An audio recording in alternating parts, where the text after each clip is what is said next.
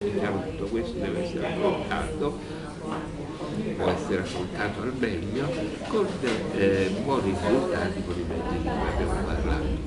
Ma affrontarli significa poi invecchiare bene, non chiudersi in casa, continuare ad essere attivi, continuare a dormire, a andare dai figli, continuare a fare qualche lavoro, proseguire ad andare in pensione anticipata con tanti scivoli, eccetera, che sono la pazzia che riguarda.